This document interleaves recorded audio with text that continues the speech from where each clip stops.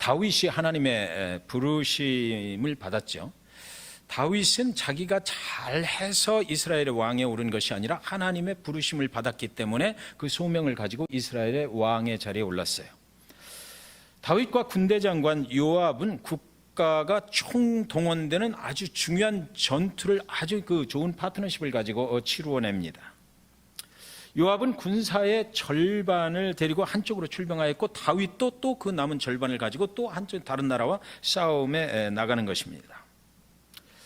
다행히 다윗이 이스라엘의 왕에 올랐을 때에 하나님의 은혜로 승리를 계속해서 거두고 또 계속해서 치르는 전쟁마다 승리를 눈앞에 두게 되었습니다. 그러다가 겨울이 왔는데, 겨울이 되면 그 당시에는 싸움을 중단을 했다고 그래요. 겨울이 찾아왔고 전투가 멈추었어요. 그리고 다시 이제 쉼이 끝나고 봄이 찾아온 것입니다. 봄이 왔다는 얘기는 다시 전투를 해야 되는 것이죠. 그때 다윗은 요압 장군에게 이렇게 명령을 내립니다. 우리는 완결지어야 할 작전이 하나 남아있다. 그대는 군사를 끌고 가서 지난 가을에 승리를 거두었던 그 전투를 마무리하고 돌아와라. 다윗이 하나님의 부르심을 받고 소명 가운데서 이스라엘 왕으로, 그래서 하나님의 나라를 확장해 나가는 그 소명을 갖고 그 일을 할 때 아직 마무리되지 않은 것이 있으니까 너는 계속해서 나가라, 이렇게 얘기합니다.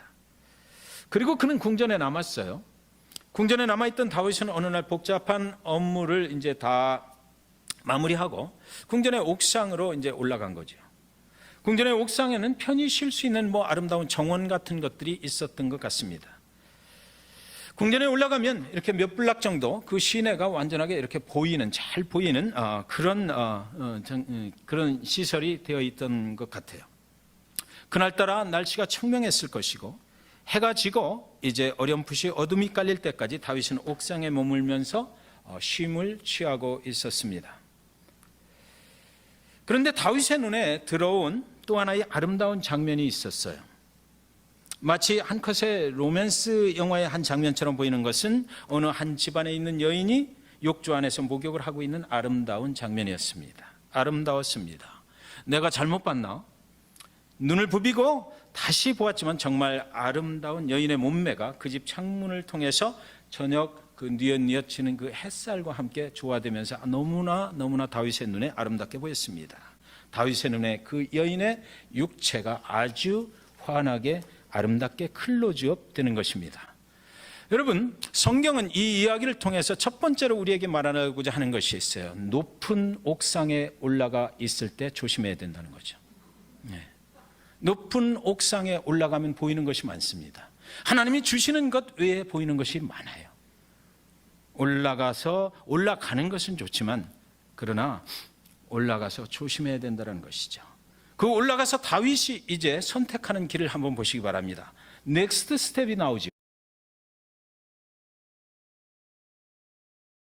그래서 다윗은 사람을 통하여 그 여인이 누구인지를 알아보라고 그랬어요. 그냥 거기서 끝났으면 정말 좋네 이러고 말았으면 되는데, 그 다음 스텝으로 넘어가는 것입니다. 우리아의 아내였습니다. 우리아는 다윗이 아끼는 충성스럽고 용맹스러운 군사였어요. 나에게 충성을 하는, 지금 현재 자기 목숨을 걸고 전쟁터에 나가 있는 그 충성스러운 군사의 아내였습니다. 저와 여러분 같으면 어떤 생각을 할까요? 내가 아무리 아름답게 보여도 좀 멈춰야 되겠다, 이런 생각을 하지 않았을까요? 자식 마누라 하나는 정말 이쁜 여자를 두었군 하고 끝났으면 좋았을 텐데 다윗은 그러질 못했어요. 우리아가 요압을 따라 전쟁에 나가 있는 것을 아는 이 다윗은 우리아의 아내 밧세바를 궁전으로 이제 끌어들이게 됩니다. 가지지 말아야 될 것, 하나님이 주시지 않은 것을 자기 것으로 만들고자 끌어들인 거예요. 하나님이 그를 이스라엘의 왕이 되게 하셨는데, 그래서 이스라엘 왕 자리에 오를 때까지 하나님께서 모든 것을 다 해주셨는데, 그런데 그 하나님이 주시지 않은 것을 하나님이 주신 것 안으로 끌어들인 것입니다. 그리고 그날 밤 잠자리를 같이 하고 돌려보냈어요. 얼마 동안 아무 일도 일어나지 않았습니다. 다 잘 끝났구나 생각했을 것입니다. 그러나 몇 달이 지나고 비밀리에 그에게 쪽지가 하나 전달이 됐는데 밧세바가 보낸 것이었어요. 내가 당신과 자고 나서 잠자리를 하고 나서 임신을 했다라는 것이었습니다. 거기서 좋은 선택을 했어야 되죠. 그런데 이 다윗은 다음 스텝으로 또 넘어갑니다. 전쟁에 나가 있는 그녀의 남편 우리아를 불러들이죠. 전지 상황을 보고하라는 명목이었어요. 그리고 나서 집에 가서 좀 쉬었다 가라고 그러는 거죠. 전시 상황을 보고받고 나서 너 수고했으니까 집에 가서 좀 쉬었다 가라. 우리아는 그렇게 하지 않았고 밖에서 신복들과 함께 잤습니다. 다음날 하루를 더 머물게 하고 아주 아름다운 아가씨를 그 옆자리에 앉혀놓고 술을 계속 퍼먹이라고 그랬습니다. 잔이 비는 즉시 따라라, 비는 즉시 따라라. 우리아가 계속 취하게 만들어라. 술에 취한 우리아가 술김에라도 이제 집으로 이제 갈 줄 알았던 거죠. 그러나 우리아는 그날도 밖에서 잤습니다. 다음 날 진영으로 돌아가는 그 우리아 편에 편지를 써서 요압 장군에게 전달을 해 주라고 우리아 손에 보냅니다. 우리아는 그 속에 다윗이 이 우리아를 그 전쟁터에 내보내서 죽게 만들어 버리라고 하는 그 명령이 들어있는 줄도 모르고, 그리고 그 명령서를 가지고 전장으로 나가게 돼서 거기서 죽음을 맞이하게 되는 것이죠. 다윗은 교묘하게 살인했어요. 아무도 모르게 살인을 저질러 버린 거예요. 그런데 어느 날 하나님이 보내는 나단 선지자가 그에게 찾아와서 이야기를 들려줍니다. 그 이야기는 하지 않겠습니다. 여러분들이 다 아시기 때문에. 그리고 나서 그 나단 선지자가 뭐라고 그러냐면 그것이 바로 너다 그럽니다. 그것이 바로 너다. 내가 가지고 있는 것 충분히 가질 만큼 가져 있고, 하나님이 너에게 주신 것 많이 있는데, 그런데 내가 가지지 않은 것, 그 한 마리밖에 없는 다른 사람의 것을 취해서 네가 대접하는 것처럼 했다. 인간의 아주 교묘한 속성이 드러나는 그런 장면이죠. 나단 선지자가 그걸 지적을 하고 그런 놈은 죽여버려야 된다. 다윗이 설치되니까 그게 바로 너다 이야기를 합니다. 그리고 나서 다윗은 해결을 하죠. 너다라는 소리를 듣고 다윗은 그래도 하나님의 마음에 합한 자였기 때문에 그 내 죄를 깨닫는 순간 해결을 해요. 그러나 그의 징벌은 받아만 했습니다. 죄악 가운데 있을 때 하나님께서 그 죄를 징벌하시는 것은 틀림없어요. 그 죄인을 사랑하시고 회복시키시지만 그럼에도 불구하고 그 죄의 대가는 하나님께서 그에게 치르게 하셨다라는 겁니다. 그때 하나님이 그를 징벌하실 때에 사무엘하 12장 9절에서 뭐라고 그러시냐면 어찌하여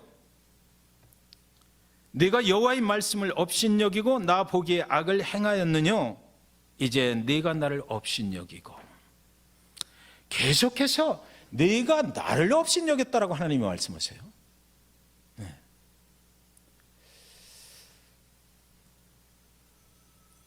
다윗이 하나님께 부르심을 받아서 이스라엘의 왕자에 오르고 모든 권한을 다 주고 하나님의 뜻 가운데서 이스라엘 나라를 통치할 수 있는 모든 권력을 다 주고 하나님이 그를 축복의 축복을 계속해서 해 주셨어요. 그랬는데 하나님을 업신여겼다 이렇게 얘기하거든요. 사무엘하 12장 7절 8절에 보면 나단이 다윗에게 이르되 당신이 그 사람이라 이스라엘의 하나님 여호와께서 이와 같이 이르시기를 내가 너를 이스라엘 왕으로 기름 붓기 위하여 너를 사울의 손에서 구원하고 내 주인의 집을 네게 주고 내 주인의 아내들을 네 품에 두고 이스라엘과 유다 족속을 네게 맡겼느니라. 만일 그것이 부족하였을 것 같으면 내가 네게 이것저것을 더 주었으리라. 하나님께서 우리의 필요를 아시고 넘치게 공급해 주신다. 그렇죠? 내가 해줄 만큼 해줬다. 너 필요한 건 내가 다 알고 있기 때문에 내가 너를 사용하기 위해서 부르기 위해서 내 뜻대로 살게 하기 위해서 그 필요한 모든 것들은 내가 충분히 다 주었다. 그랬는데 하나님이 허락하지 않은 것에 눈을 돌리는 너는 나를 업신여기고 무시한 것이다 라는 거죠. 많은 생각을 하게 합니다. 하나님께서 저와 여러분의 인생을 이민자의 삶 가운데서 여기까지 인도해 오셨어요. 돌아보면 제 삶의 부분들도 돌아보니까 하나님이 꼭 필요할 때 뭔가를 하시더라고요. 하나님이 꼭 필요할 때 오셨어요.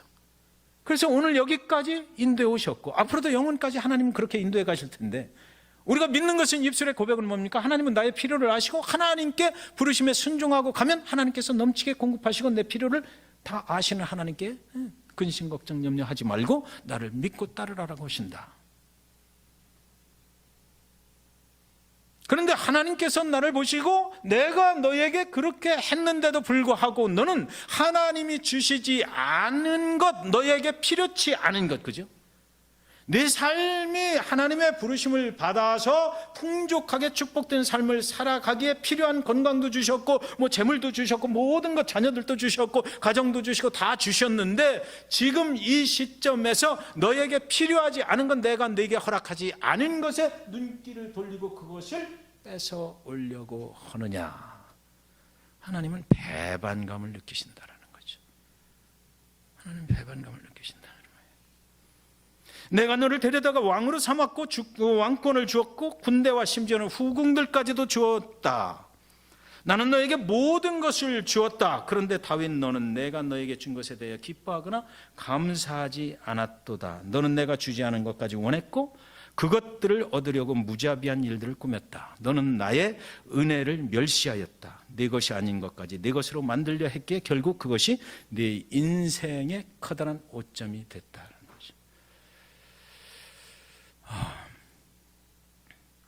하나님이 주시지 않은 것에 눈을 돌리고 내 것으로 만들고 싶어졌다. 우리가 이 믿음 생활을 하다 보면 그런 일이 가끔 발생되는 것 같아요. 하나님께서 지금 현재까지 모든 것을 원활하게, 때때로 뭐 힘들고 어려울 때 있었지만 그러나 그리스도의 은혜로 또 넘어가게 하시고 그 능력 주셔서, 저희가 항상 말씀 나눈 것 중에 뭡니까? 우리가 고난과 장애물이 우리 인생 앞에 왔을 때 그 고난과 장애물은 없어지지는 않지만 그러나 그 고난과 장애물을 넘어갈 수 있는 믿음의 능력을 우리한테 주시는 거죠. 네. 그래서 우리는 살아가는 거예요. 그런데 그렇게 해 주셨는데도 불구하고 하나님이 주시지 않은 것을, 그러니까 기도해 보지도 않고, 다윗의 이야기 속에 그 밧세바와의 장면이 펼쳐지는 그 동안에 다윗이 하나님께 물었다든지 기도했다든지 그런 건 전혀 없어요. 그냥 자기의 생각에 옳은 대로, 탐나는 대로 행했던 것이죠. 하나님께서 여러분 조심하셔야 되는 것 하나 있어요. 하나님께서 다른 사람도 사랑하시거든요. 하나님께서 다른 사람에게 허락하신 것을 내 욕심으로 탈취를 해 하나님이 보실 때 택도 없는 소리. 하나님께서 밧세바 우리아에게 충성스러운 종, 밧세바라는 아름다운 여인을 허락해 주셨어요. 그런데 다윗이 자기가 왕이기 때문에 그것을 마음대로 취하려고 했다. 하나님이 보시면 택도 없는 소리. 그건 아니죠. 나에게 하나님께서 주시는 은혜가 있잖아요. 오늘도 하나님의 은혜를 우리는 살아요. 그래서 그 은혜 붙잡고 오늘도 그 은혜 안에서 살아가는 것이 그리스도인들의 삶이거든요. 은혜 안에 있을 때 보면 우리는 감사할 수밖에 없어요. 모든 것이 감사의 조건이고 은혜 안에 있을 때 하나님 정말 좋으신 하나님, 나를 도우시는 하나님, 나의 피난처가 되어주시는 하나님. 그런데 은혜 밖으로 나가버리면, 그 은혜 안에 있지 못하면 하나님이 나로부터 무시당해. 은혜 밖에 있는 것이 눈에 보이거든요. 그리스도 안에 있는 것이 아니라 그리스도 밖에 있는 그런 마음이 들어와서 그것을 취하고자 하는 거예요. 그때 하나님이 하시는 말씀은 네가 나를 업신여기냐 이거죠.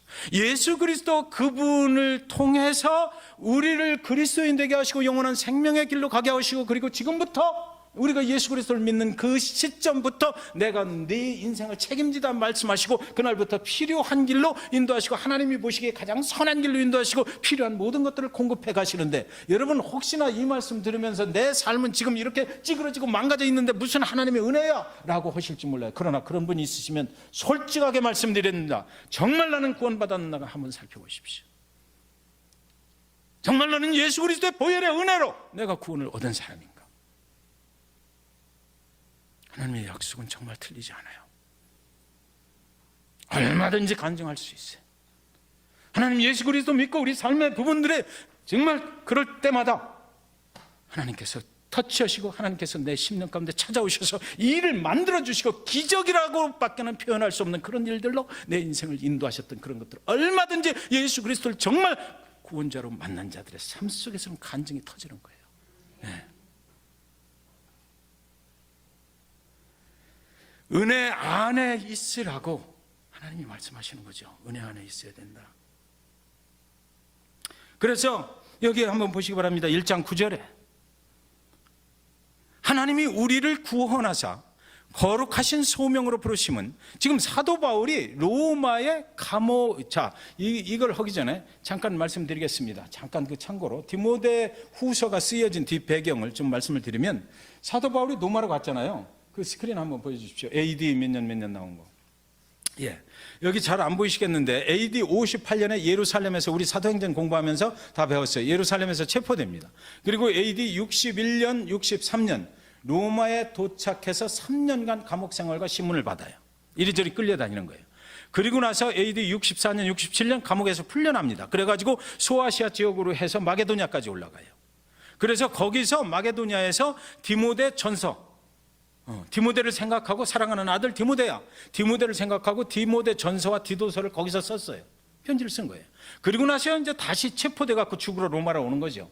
네로 황제가 그 불을 내고서 그 그리스도인들의 첫 타자로 순교를 시켜버리는 거예요. 로마에서 68년에 로마에서 참수형을 당합니다. 먼저 사진 보여드렸죠? 그의 목을 쳤던 그 돌기둥, 그게 지금 있는 거예요. 로마에서 참수형을 당하고, 참수형을 당하기 바로 전에 오늘 이 디모데 후서를 쓴 거예요. 그러니까 사도 바울의 인생을 아는 사람이라면 오늘 이 사도 바울이 우리에게 하는 이 편지가 얼마나 귀한 내용이 담겨 있겠는가를 우리는 알 수가 있죠. 그러면서 1장 9절에 하나님이 우리를 구원하사 거룩하신 소명으로 부르심은 우리의 행위대로 하심이 아니요 오직 자기의 뜻과 영원 전부터 그리스도 예수 안에서 우리에게 주신 은혜대로 하심이라고 그러거든요. 여기 특별히 행위와 은혜, 그리고 구원과 소명, 이 두 가지를 얘기하고 있어요. 예수 그리스도를 믿는다라는 것은 구원받은 것으로 끝나지 않습니다. 항상 따라오는 것이 있는데 부르심이에요. 섬김받게 하소서, 섬김받았으니 섬기게 하소서, 사랑받았으니 사랑하게 하소서, 우리 찬양했지만 우리가 구원을 받았으면 그리스도의 사랑이 나에게 임한 것 때문에 구원받은 거잖아요. 그것을 우리는 값없이 받은 은혜로 구원받았다고 얘기해요. 그리스도가 없었으면 우리는 구원받을 길이 없었잖아. 내 스스로는 어떤 행위를 해도 우리는 구원받을 수가 없는 그런 인간이에요. 죄인이고. 그런데 예수 그리스도 그 보혈의 십자가를 통해서 구원을 받았어. 그럼 구원받고 끝나는 것이 아니라 그에게는 사명이 주어집니다. 그리스도인으로 예수를 믿고 사는 사람으로서 어떤 일을 하고 살아야 될지가 분명하게 부여되는 거예요. 그런데 그 부르심, 구원과 이 부르심 가운데 행위로 하는 것이 절대로 아니다. 행위가 아니고 그리스도 예수 안에서 우리에게 주신 뭐라고요? 은혜로 하는 것이다. 교회가 만약에, 저와 여러분의 교회가 은혜가 떨어지면, 은혜가 없으면 거기는 하나님이 계시지 않아요.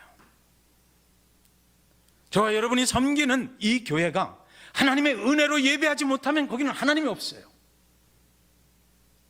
구원이 없고 소명이 없습니다. 우리가 구원을 받는다, 은혜로 받는 것이고, 부르심의 이 일을 한다. 제가 뭐 돈이 많아서 뭘 해요? 하나님이 돈 많은 사람을 찾으셔요? 아니에요. 은혜 충만한 자를 찾으시죠. 네. 여러분, 인생의 길을 가다가 뭔가 길이 막힌 것 같아요? 한번 생각해 보세요. 내가 지금 그리스도의 은혜 안에 충만하게 서 있는가? 네. 그리스도의 은혜를 나는 사모하고 살아가는 가?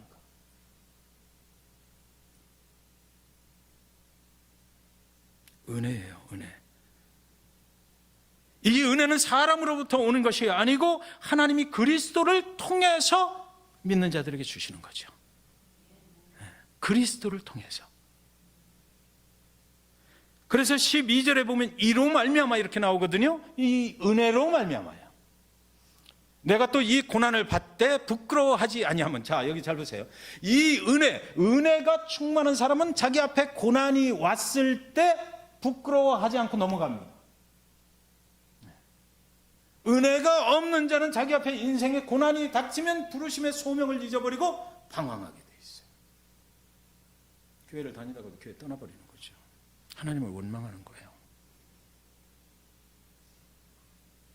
내가 믿는 자를 내가 알고 내가 또한 의탁한 것을 그날까지 그가 능히 지키실 줄 확신함이라. 은혜는 확신과 따라갑니다. 예배 중에 찬양하고 예배 중에 하나님의 말씀을 통해서 우리가 그리스도의 은혜를 깨닫게 되는 순간 우리 안에 뭐가 생겨요? 확신이 생겨요. 하나님이 나를 보호하신다. 절대로 나를 외면치 아니하신다.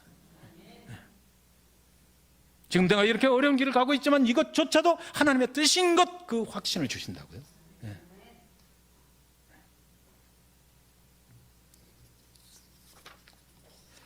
그래서 1장 13절에 보면 너는 그리스도 예수 안에 있는 믿음과 사랑으로 말미암아.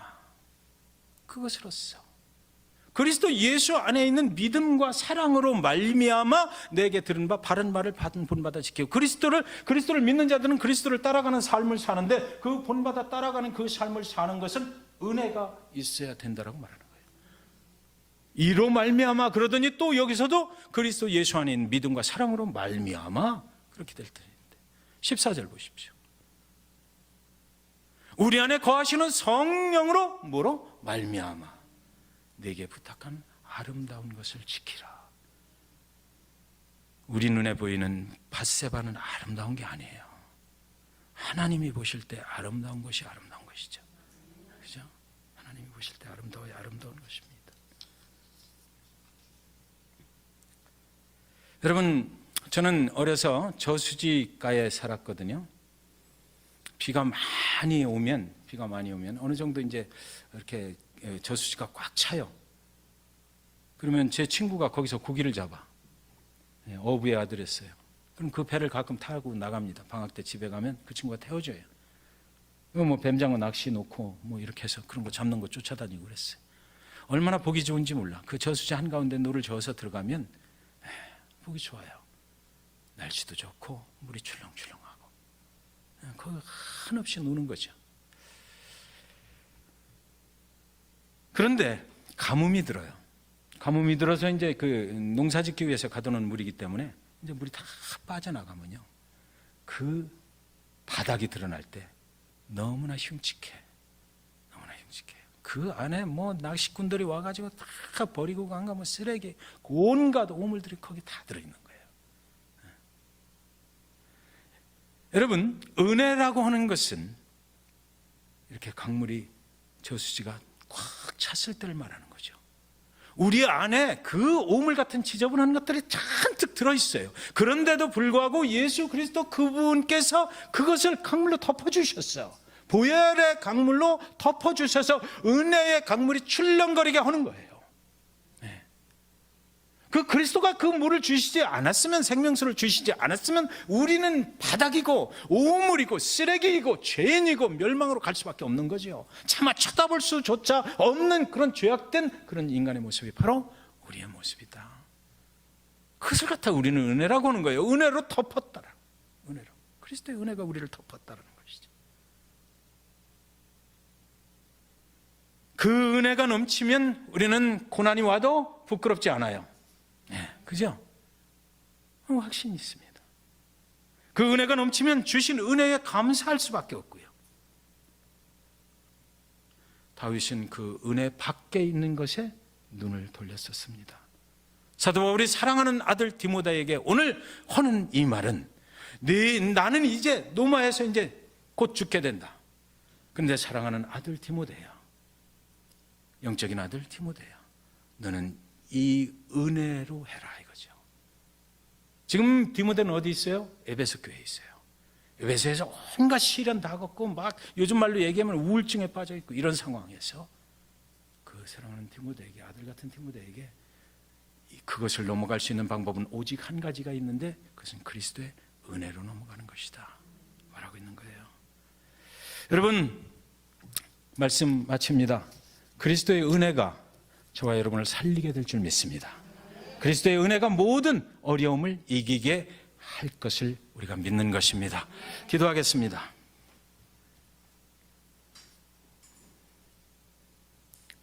사랑과 은혜가 충만하신 아버지 하나님, 그리스도의 십자가 앞에 서면 당신의 그 보혈의 은혜를 사모하며 오늘도 부족한 오물 같고 쓰레기 같고 우리 안에 있는 그 멸망으로 갈 수밖에 없는 차마 꺼내놓을 수 없는 그런 것들조차도 보혈의 은혜로 덮어주시고 은혜의 강물을 타게 하신 그 깊으신 하나님의 은혜에 감사를 드립니다. 사랑, 하나님 보실 때 택도 없는 소리. 하나님께서 밧세바 우리아에게 충성스러운 종 밧세바라는 아름다운 여인을 허락해 주셨어요. 그런데 다윗이 자기가 왕이기 때문에 그것을 마음대로 취하려고 했다. 하나님이 보시면 택도 없는 소리. 그건 아니죠. 나에게 하나님께서 주시는 은혜가 있잖아요. 오늘도 하나님의 은혜로 우리는 살아요. 그래서 그 은혜 붙잡고 오늘도 그 은혜 안에서 살아가는 것이 그리스도인들의 삶이거든요. 은혜 안에 있을 때 보면 우리는 감사할 수밖에 없어요. 모든 것이 감사의 조건이고 은혜 안에 있을 때 하나님 정말 좋으신 하나님, 나를 도우시는 하나님, 나의 피난처가 되어주시는 하나님. 그런데 은혜 밖으로 나가버리면, 그 은혜 안에 있지 못하면 하나님이 나로부터 무시당해요. 은혜 밖에 있는 것이 눈에 보이거든요. 그리스도 안에 있는 것이 아니라 그리스도 밖에 있는 그런 마음이 들어와서 그것을 취하고자 하는 거예요. 그때 하나님이 하시는 말씀은 네가 나를 업신여기냐 이거죠. 예수 그리스도 그분을 통해서 우리를 그리스도인 되게 하시고 영원한 생명의 길로 가게 하시고, 그리고 지금부터 우리가 예수 그리스도를 믿는 그 시점부터 내가 네 인생을 책임지다 말씀하시고, 그날부터 필요한 길로 인도하시고 하나님이 보시기에 가장 선한 길로 인도하시고 필요한 모든 것들을 공급해 가시는데, 여러분 혹시나 이 말씀 들으면서 내 삶은 지금 이렇게 찌그러지고 망가져 있는데 무슨 하나님의 은혜야? 라고 하실지 몰라요. 그러나 그런 분이 있으시면 솔직하게 말씀드립니다. 정말 나는 구원받았는가 한번 살펴보십시오. 정말 나는 예수 그리스도의 보혈의 은혜로 내가 구원을 얻은 사람인가? 하나님의 약속은 정말 틀리지 않아요. 얼마든지 간증할 수 있어요. 하나님 예수 그리스도 믿고 우리 삶의 부분들에 정말 그럴 때마다 하나님께서 터치하시고 하나님께서 내 심령 가운데 찾아오셔서 이 일을 만들어주시고 기적이라고 밖에는 표현할 수 없는 그런 일들로 내 인생을 인도하셨던 그런 것들, 얼마든지 예수 그리스도를 정말 구원자로 만난 자들의 삶 속에서는 간증이 터지는 거예요. 네. 은혜 안에 있으라고 하나님이 말씀하시는 거죠. 은혜 안에 있어야 된다. 그래서 여기 한번 보시기 바랍니다. 1장 9절에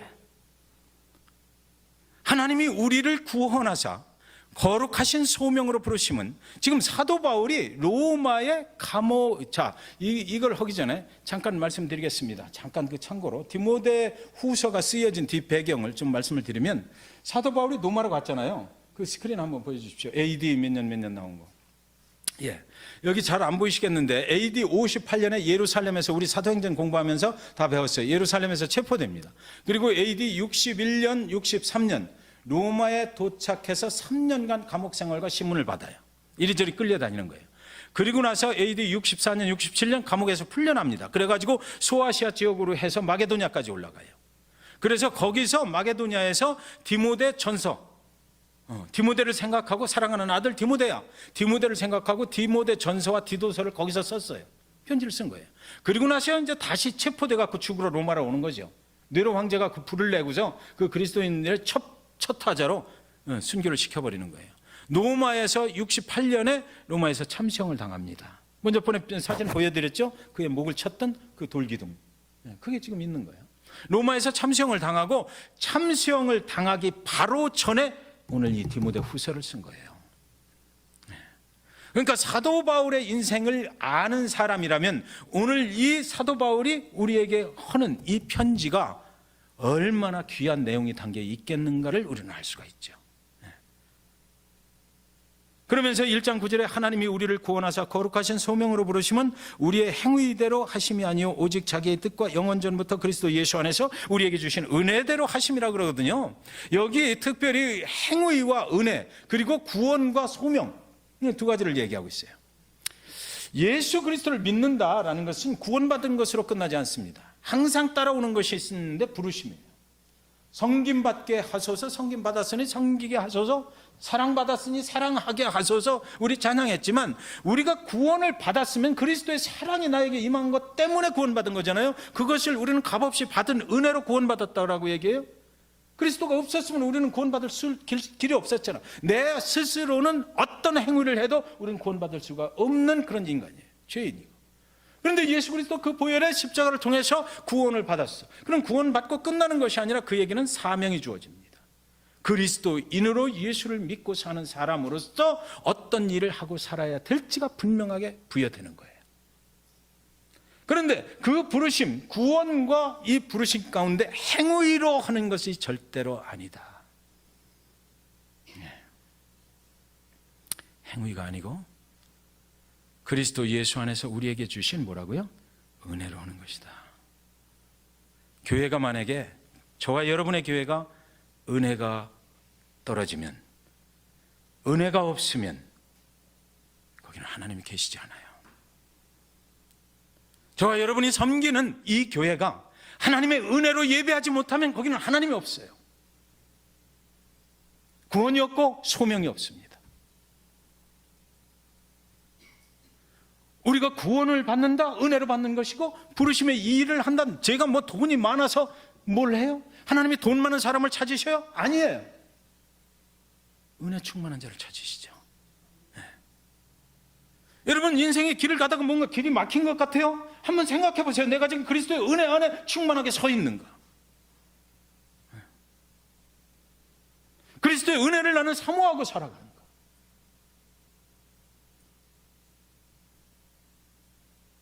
은혜예요, 은혜. 이 은혜는 사람으로부터 오는 것이 아니고 하나님이 그리스도를 통해서 믿는 자들에게 주시는 거죠. 그리스도를 통해서. 그래서 12절에 보면 이로 말미암아 이렇게 나오거든요. 이 은혜로 말미암아요. 내가 또 이 고난을 받되 부끄러워하지 아니하면, 자 여기 잘 보세요. 이 은혜가 충만한 사람은 자기 앞에 고난이 왔을 때 부끄러워하지 않고 넘어갑니다. 은혜가 없는 자는 자기 앞에 인생에 고난이 닥치면 부르심의 소명을 잊어버리고 방황하게 돼 있어요. 교회를 다니다가 교회 떠나버리는 거죠. 하나님을 원망하는 거예요. 내가 믿는 자를 내가 알고 내가 또한 의탁한 것을 그날까지 그가 능히 지키실 줄 확신함이라. 은혜는 확신과 따라갑니다. 예배 중에 찬양하고 예배 중에 하나님의 말씀을 통해서 우리가 그리스도의 은혜를 깨닫게 되는 순간 우리 안에 뭐가 생겨요? 확신이 생겨요. 하나님이 나를 보호하신다. 절대로 나를 외면치 아니하신다. 지금 내가 이렇게 어려운 길을 가고 있지만 이것조차도 하나님의 뜻인 것, 그 확신을 주신다고요. 네.